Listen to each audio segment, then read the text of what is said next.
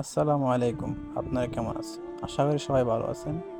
আজ শহীদ আবু সাঈদ ভাইয়ের জানাজার। আবু সাঈদের ভাইয়ের জানাজারে দেখেন হাজার হাজার মানুষ এসেছে। আবু সাঈদ আমাদের জন্য যা করে গিয়েছে তা বলার মতো না।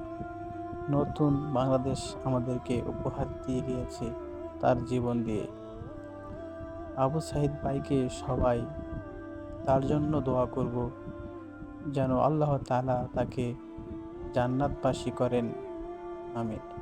সবাই তার জন্য দোয়া করবেন।